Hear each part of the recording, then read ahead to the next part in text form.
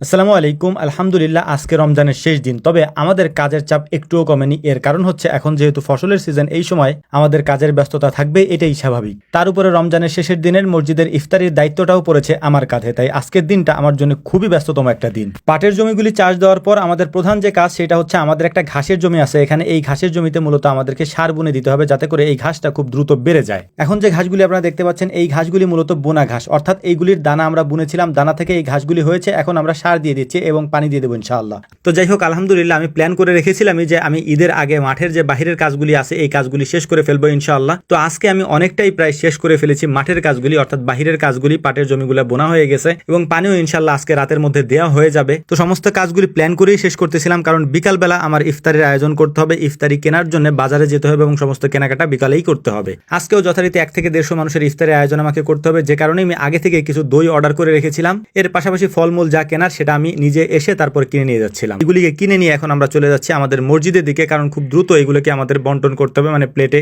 সাজিয়ে ফেলতে হবে। কারণ হচ্ছে যে জিনিসগুলি আমরা নিয়ে এসেছি তার প্রত্যেকটা জিনিস হচ্ছে আমাদেরকে কেটে তারপর সুন্দর করে রেডি করতে হবে। এবং সব শেষ রোজা যেহেতু আজকে আমরা ইফতারের আয়োজনটা করছি, আমাদের প্ল্যান ছিল একটু হালকা ইফতার করার জন্য, কারণ আগামীকালকে মানুষজন অনেক বেশি খাবে। তাই আমরা হচ্ছে হালকা ইফতারি করার জন্য চিরা, দই, তারপর হচ্ছে বাঙ্গি, তরমুজ, কলা, পেয়ারা, খেজুর, এই সমস্ত দেশীয় ফলগুলি দিয়ে ইফতারের আয়োজনটা আলহামদুলিল্লাহ করেছিলাম। আলহামদুলিল্লাহ, এবছর রমজানের শেষ ইফতার এটা খুব সফলভাবেই আমরা সম্পন্ন করতে পেরেছি। এজন্য আল্লাহ তাআলার শুকরিয়া আদায় করছি। এর পাশাপাশি আপনাদের কাছে আবারও দোয়া চেয়ে নিচ্ছি, আমাদের জন্য দোয়া করবেন এবং আমাদের খামারের জন্য দোয়া করবেন। আল্লাহ তাআলা যেন আমাদের খামারে বারাকা দান করেন, বরকত দান করেন, অনেক বেশি বরকত দান করেন, যাতে করে আমরা আমাদের এই কৃষি কাজ এবং খামারের মাধ্যমে আপনাদেরকেও কিছু শেখাতে পারি। আলহামদুলিল্লাহ, আমাদের ইফতারের আয়োজনটা কমপ্লিট। এই খাবারগুলি আমরা এখন পৌঁছে দেব সবার সামনে এবং ইফতারি করার জন্য বসে পড়বো ইনশাআল্লাহ। তো আমাদের জন্য দোয়া করবেন। আসসালামু আলাইকুম ওয়া রাহমাতুল্লাহ।